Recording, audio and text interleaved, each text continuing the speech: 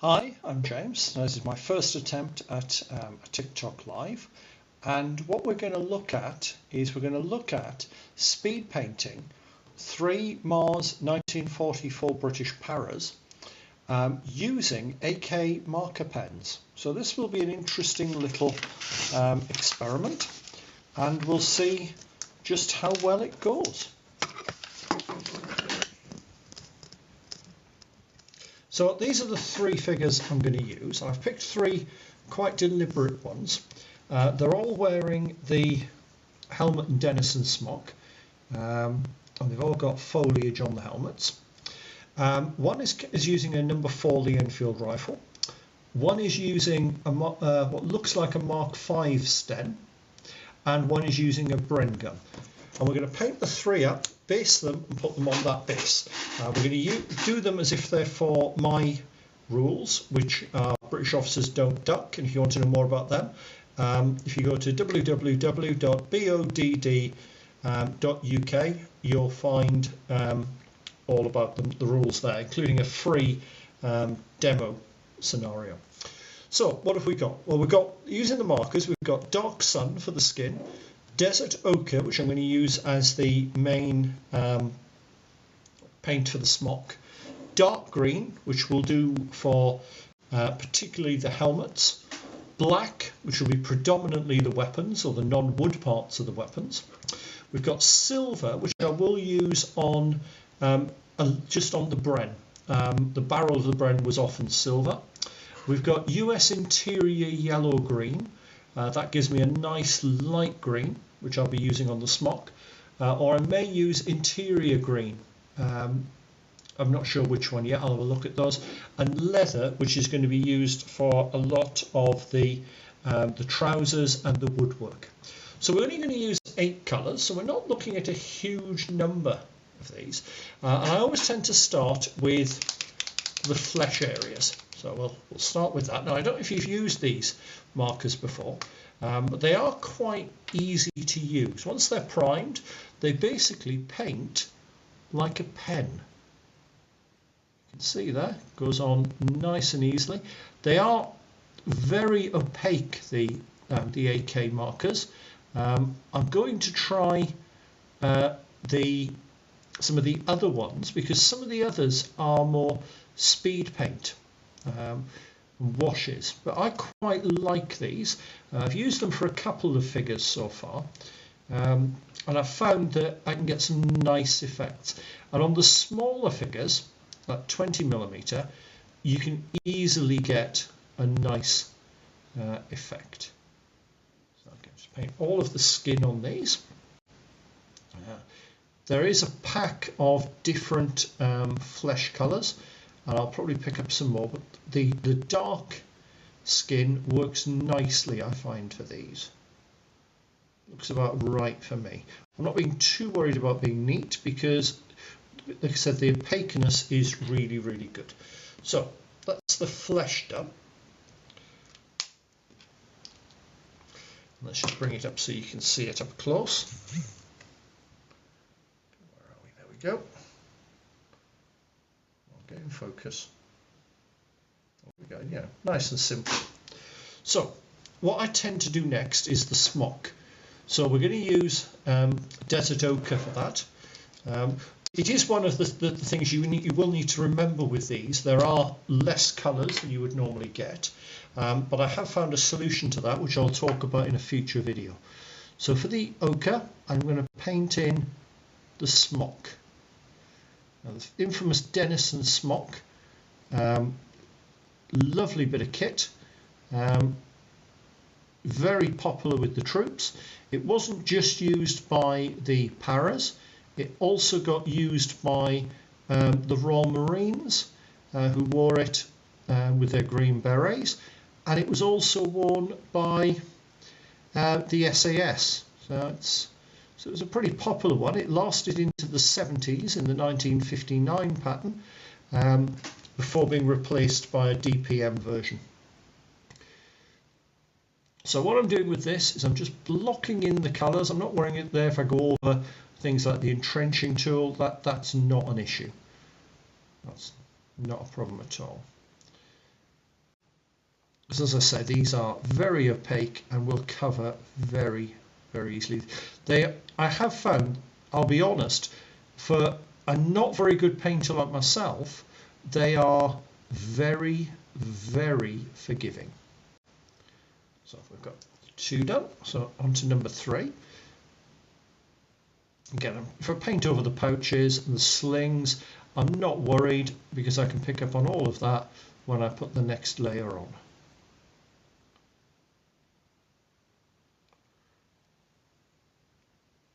You can see they work. They're real weird. They're like a hybrid between drawing and painting, because they've got the brush effect, but you've got you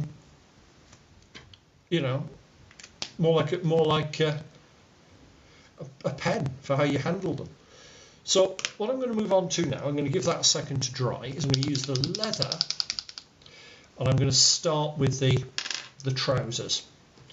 So the trousers would be the airborne pattern trousers, which in all fairness at this scale you can't particularly tell apart, because the big difference was there was a matte pocket on the thigh, which you're probably not going to even notice at this scale, if I'm honest. I'll paint that in. While we're in there, we've got the bren, so we'll just touch on the wooden parts there, just so they are ready painted. And I'm going to just do a couple of little patches on the smock,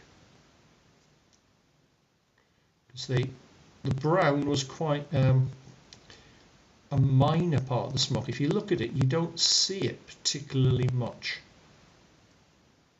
So that'll do nicely. Move on. Oh, the other one, the thing you might want to look at, you doing while you got the brown out, is what I nearly forgot there, which is the water bottle. It's covered in brown felt, helps sort of insulate it, so we just need to include that as well. Make sure that's all done. Right, so we'll move on to the next guy. This one's going to be a bit easier. He stood up. I do find with all of the marker pens that the only downside is they are difficult sometimes to get into the sort of the nooks and crannies. This one's going to be a lot easier than the kneeling figure. You can see they're not exactly hard to apply. And once we've done that, it's a stem, so we're just going to make sure we get the wooden butt and then the grip you probably can't see enough of the front to worry about. So we've got that. Now we're just going to put a couple of touches of brown onto the smock. And I do find when I'm painting a figure like this, it's much easier to work from the inside out. So once you've got the skin, move on to the lowest layer of clothing that you can see, and just basically keep moving up a layer. So that's number 2 done. So number 3.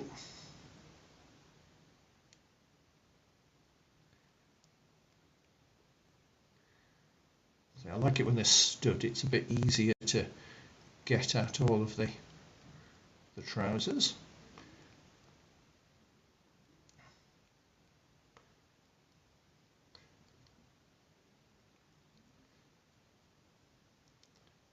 Nice and straightforward. Now let's check. Yep, there's the water bottle pouch. Let's just paint that up, and we'll just touch up put little bits of camo on the smock.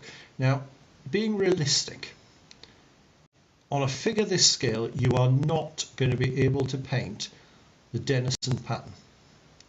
What we can do is give an impression of it when viewed at wargaming length. That's all I'm trying to achieve. So I'm not going for a perfect smock. I'm just going for it looks about right from a distance. And I'm just going to go back. Yeah, water bottle pouch. Very easy to forget things. And with this one, I've also got the rifle to do. So the Lee Enfield was quite heavy on the wood. So like I say, if I go over, I can come back, and when I do the metal parts, it's easy to overpaint them. We will want this brown again, but we can't really use it for what I want to do at the minute. So let's just put that to one side. Make sure I get that the right way around. Quick sip of my tea. So I think what we'll do next is we'll use the dark green to just do the helmets. Helmets were quite a dark colour. And these ones are covered with scrim. So we'll be coming back to that. Possibly could have used a darker green, but I think that's going to do it nicely for me. I'm just doing the helmets on these.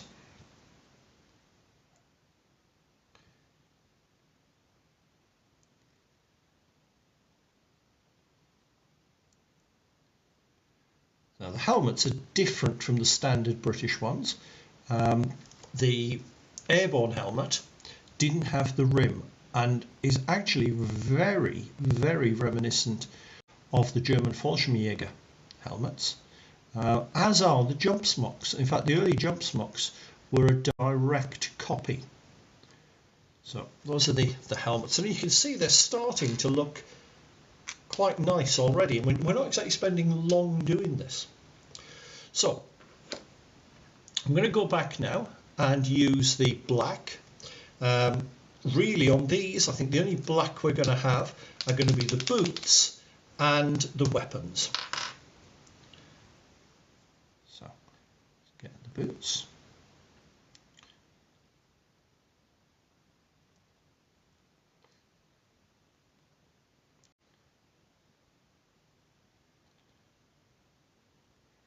Now with the Bren, the barrel could often be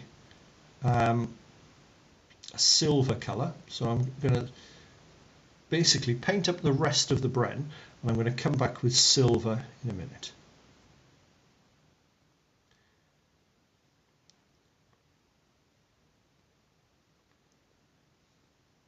And again, we're not looking for perfection, we're looking for something which en masse on the tabletop looks about right, and that's all I'm looking for, is about right.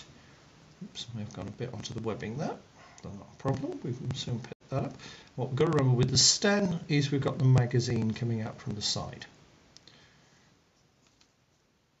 The Enfield doesn't take a lot, we've just got the end, and we've got the area around the bolt and the magazine. And again, all you're looking for is, does it look right on the table? And bear in mind, these are going to be base 3 on a base anyway, and I haven't done the boots on these two. That would probably be a good idea. Oops. Gone a bit high, I've gone over the gaiters, which we haven't painted yet, but that's not a problem.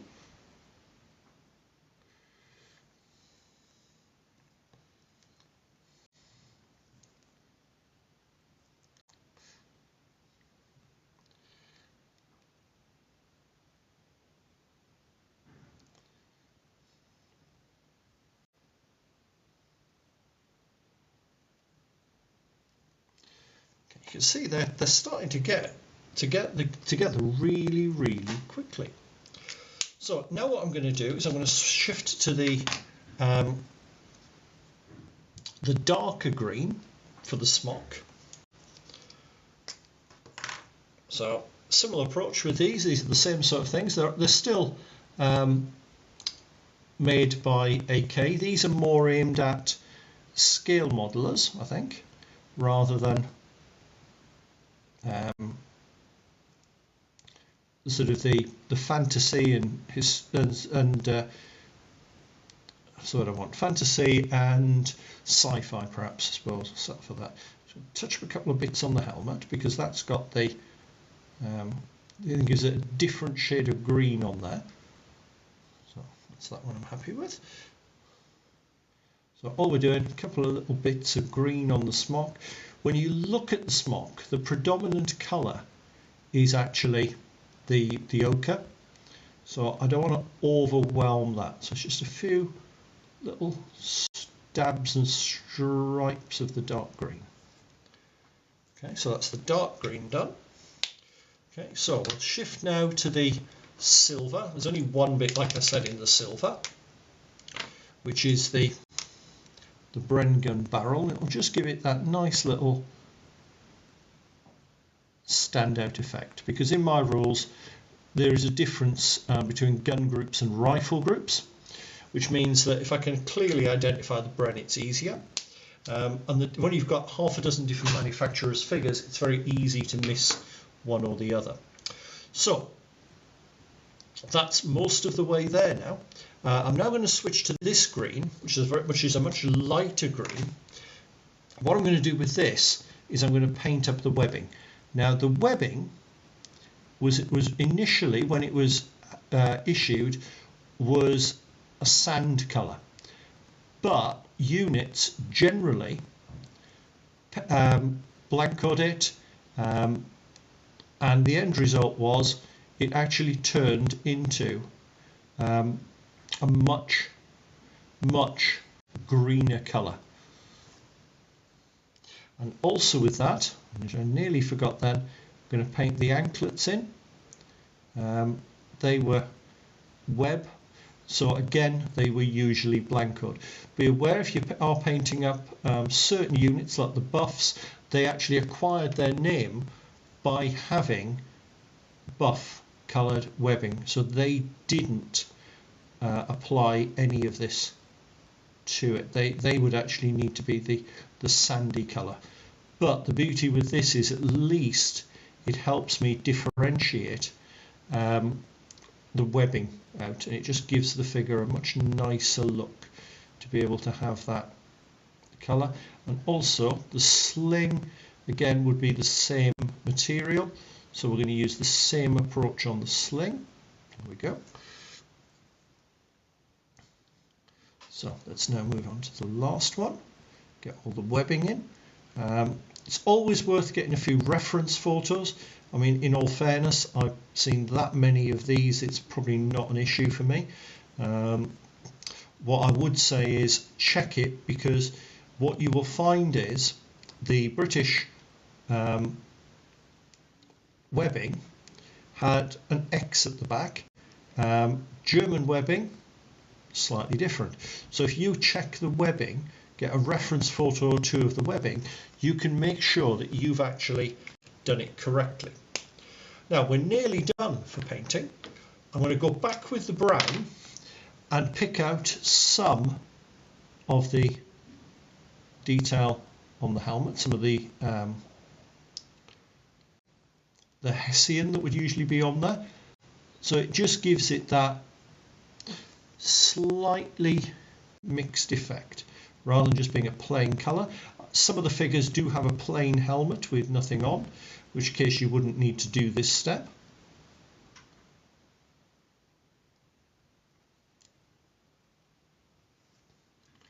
These, for a few minute paint,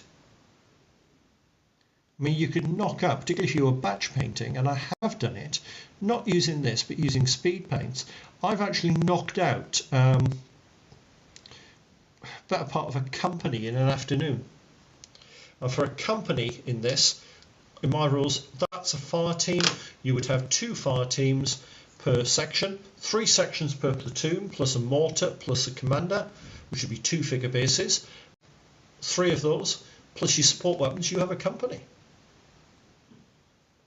So all we've got left now to do is to base the figures. And I've started using this stuff I picked up from my local hardware store, wood filler. It comes in all different colours. You can see I've actually left a bit of sprue in there I've been using, but for today I'm going to be a bit more upmarket. I'm going to use a couple of coffee stirrers or half coffee stirrers. What I'm going to do, get that nice and thickly spread over the base. And this gives me a really nice texture effect. Now if I want to make it a little bit more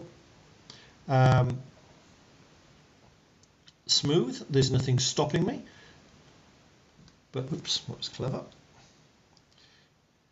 It's very nice stuff. It's very easy to work with, as you can see, and I'm getting a nice little effect there. Now notice I've built up a fair bit of height on this because we've got to consider the fact that the figures still need to be added. Now I find I don't even need to glue the figures to the bases with this. This does the job for me. So I need to consider where I'm going to put the figures. I think the obvious answer for the kneeling Bren gunner is right at the front. And then what I'm going to do is bring that material, that wood filler, into it so that it basically hides the base. What I could do, I suppose, I've never bothered before, is I could paint the base away from the boots just to, I mean, it's not, if it does, if I miss a bit, the white isn't going to show through, but that's an extra fussy stage if I'm honest.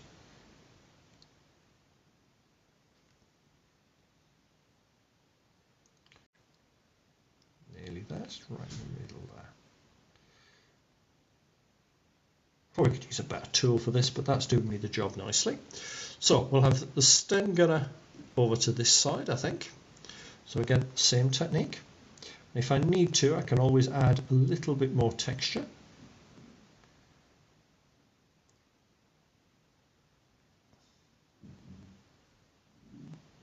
Better to take your time on this, because there's nothing worse than putting it straight over the bits of the figure you've painted.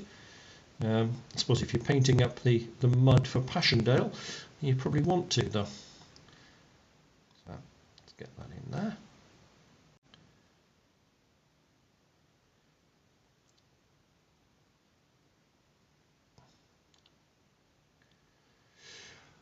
And then the last one, we've got the rifleman. We'll put him there.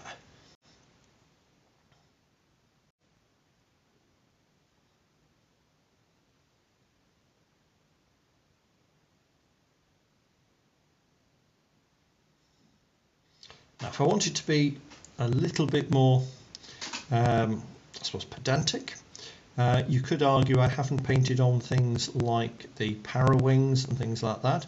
Well, that's actually deliberate because I'm actually painting up some of the troops as glider-borne, and they wouldn't have worn the para wings. Just came back from Pegasus Bridge, and I'm kind of inspired to do the Oxen Bucks, D Company of the Oxen Bucks. That is kind of what I want to do. I've also got the force which I'm building up of Arnhem ones, and obviously I can use the same figures for both. But I've also particularly looked with that at the KOSB, some KOSB who were glider-borne there.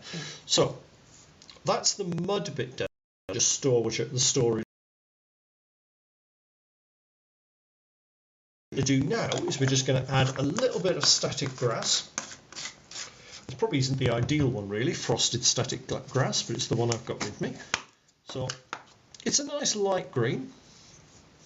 So all I'm going to do, pick it up, put this inside, so I'm not going to worry so much about loose bits spreading, and just very loosely sprinkle it over. Then once that's done, what we're going to do, we'll tap, get it off the figure.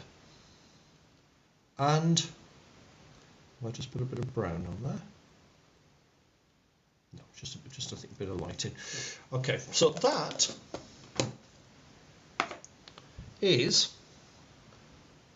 my British stand, a gun group, completely painted up, and once it's dry, that is ready to go on the tabletop.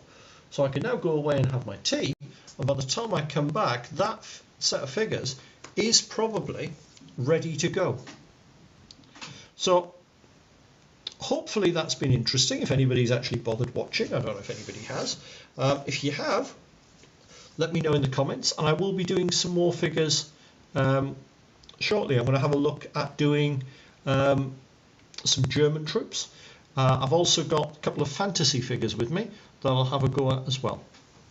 So hopefully you found that interesting, and I'll see you soon for some more. Is that nice to see? I've actually got people who have actually come and watched it. I genuinely didn't expect anybody to watch it, if I'm 100% honest. So thank you very much if you've come and watched it.